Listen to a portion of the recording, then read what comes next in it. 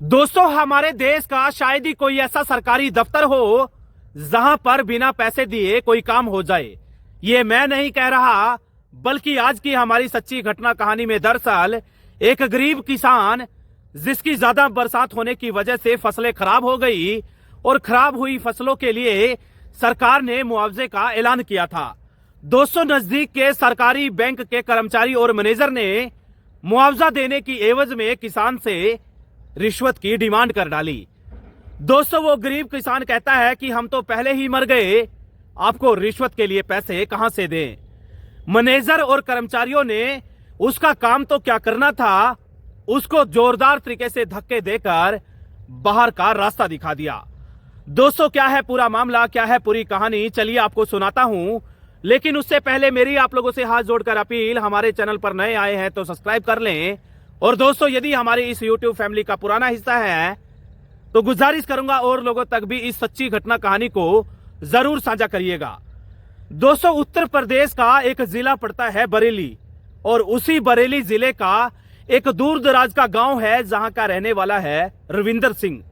दरअसल दोस्तों, रविंदर सिंह एक गरीब किसान है जिसके पास अनुमानित 4 एकड़ जमीन है और उसी जमीन पर खेती किसानी करके अपना घर गुजारा चलाता है।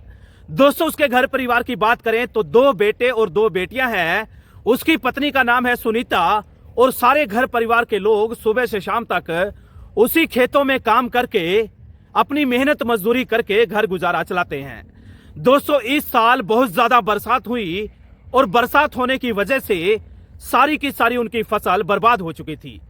दोस्तों, एक दिन हार परेशान होकर वही रविंदर सिंह नाम का किसान अपने एक रिश्तेदार को फोन करता है। वही रिश्तेदार जो कि एक किसान यूनिवर्सिटी में प्रोफेसर के तौर पर तैनात था।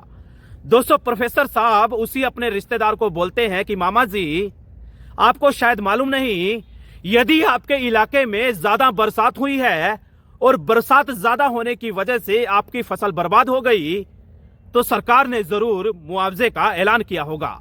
दोस्तों, कहीं ना कहीं वो रिश्तेदार रविंदर सिंह को कहता है कि यदि आपके इलाके में ज्यादा बरसात हुई है तो जरूर 5,000 रुपए प्रति एकड़ के हिसाब से मुआवजा दिया जाएगा।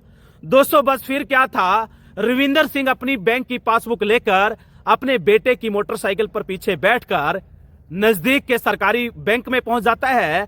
और दोस्तों, मैनेजर साहब से सामने हाथ जोड़कर बोला कि साहब जी, मेरा नाम है रविंदर, मैं खेती किसानी करता हूं, मेरे पास इतने एकड़ जमीन है और सुना है कि गरीब किसानों को मुआवजा दिया जाना है। दोस्तों, मैनेजर साहब सबसे पहले तो उससे बात ही नहीं करना चाहते थे, लेकिन जैसे तैसे हाथ जोड़कर मैनेजर साहब माने और कहते हैं कि कुछ खर्चा करना पड़ेगा।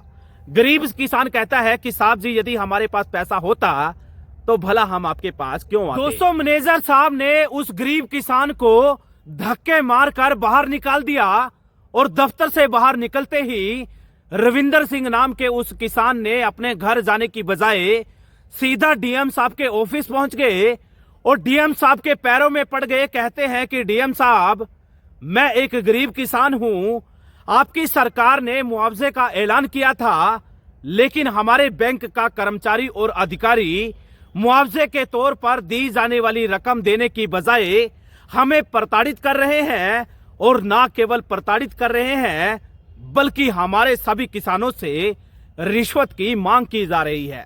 दोस्तों, डीएम साहब कहते हैं कि रविंदर सिंह, तुम हौसला मत हारो, मैं तुम्हारे साथ हूं और कल फला फला समय पर उसी बैंक में पहुंचूंगा, लेकिन ध्यान रहे, मैं डीएम के रूप में नहीं बल्कि एक गरीब किसान के रूप में पहुंचूंगा। किसी को भी कानो कान खबर मत लगने देना कि मैं इस जिले का डीएम यानी कि डिस्ट्रिक्ट मजिस्ट्रेट हूं। दोस्तों, बताए गए समय पर डीएम साहब गरीब किसान की वेशभूषा पहने, फटे पुराने कपड़े पहने उसी मैनेजर साहब के दरबार में पहुंच गए और जाकर कहते हैं कि साहब जी, मैं एक गरीब किसान हूं, हमारी फसल हुई बरसात की वजह से बर्बाद हो गई है और सरकार ने जो 5,000 रुपए प्रति एकड़ के हिसाब से मुआवजा दिया है, बस उसके बारे में पता करना है।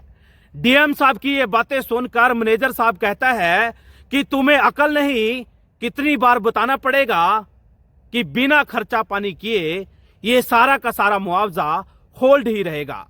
दोस्तों डीएम साहब ने जब ये तमाम बातें सुनी तो सोचने समझने पर मजबूर हो गए और उसी दरमियान मैनेजर साहब उस रविंदर सिंह नाम के किसान की तरफ इशारा करते हुए बोले कि इनको भी समझा दो, इनको क्या मैं अलग से चिट्ठी डालूंगा। दोस्तों डीएम साहब उस मैनेजर साहब को कहते हैं कि मैनेजर साहब, आपके पास ऐसा कौन सा अधिकार है जिससे आप तमाम जारी की गई वो अमाउंट को होल्ड कर दें। दोस्तों जब इस तरीके की कानून प्रस्त बातें गरीब फटे कपड़े पहने वो किसान करने लगा तो मैनेजर साहब भी सोचने समझे पर मजबूर थे कि आखिरकार फटे पुराने कपड़े पहने ये किसान इतने कानून प्रस्त बातें कैसे कर सकता है। दोस्तों आगे डीएम साहब कहते हैं कि जब आप हमसे ऐसे व्यवहार कर रहे हैं तो और लोगों के साथ आपका व्यवहार कैसा होगा, ज्यादा बताने समझाने की आवश्यकता नहीं है।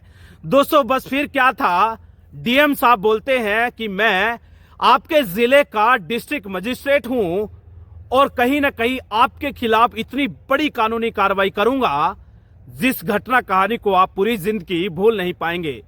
दोस्तों जब नजदीक खड़े हुए लोगों को, कर्मचारी और अधिकारियों को यह मालूम पड़ा कि गरीब किसान की वेशभूषा में वो कोई और नहीं बल्कि बरेली के डिस्ट्रिक्ट मजिस्ट्रेट हैं, तो चारों तरफ अफरा तफरी का माहौल था। तमाम कर्मचारी और बैंक मैनेजर हाथ जोड़कर गुजारिश करने लगे कि साहब जी हमें माफ कर दो, हम कोई भी गलत काम नहीं करेंगे, बस एक बार माफी दे दो। दोस्तों डिस्ट्रिक्ट मजिस्ट्रेट साफ और स्पष्ट लहजे में कह चुके थे कि जिस तरीके का व्यवहार आपने गरीब किसानों के साथ किया है, जिस तरीके की तमाम तरीके की डिमांड आपने लोगों के समक्ष रखी है, पूरी की पूरी रिपोर्ट बनाकर सरकार के समक्ष पेश की जाएगी। निश्चित तौर पर विभागीय कार्रवाई अमल में लाई जाएगी। दोस्तों डिस्ट्रिक्ट मजिस्ट्रेट का ये वेशभूषा, इस तरीके का रवैया और बैंक कर्मचारियों को इस तरीके का व्यवहार पूरी देश दुनिया में चर्चा का विषय बना हुआ है। और दोस्तों डीएम साहब और मैनेजर साहब की जो वार्तालाप थी, किसी एक व्यक्ति ने अपने पूरे कैमरे में कैद कर ली थी और मोबाइल फोन के कैमरे में कैद हुई वो तमाम वीडियो और फोटोज जगह जगह वायरल हो रही है।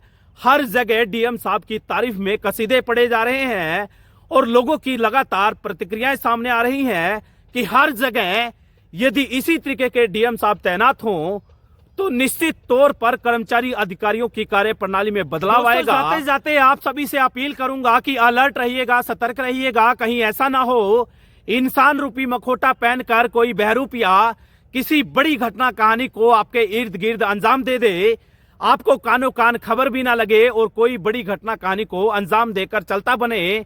इसलिए अलर्ट और सतर्क रहने में आपका बचाव है, अलर्ट और सतर्क रहने में आपकी भलाई है। मुझे दीजिएगा इजाजत, फिर हाजिर होऊंगा इसी तरीके की सच्ची घटना कहानी के साथ। तब तक अपना ध्यान रखिएगा, बहुत सारा अपना ख्याल रखिएगा।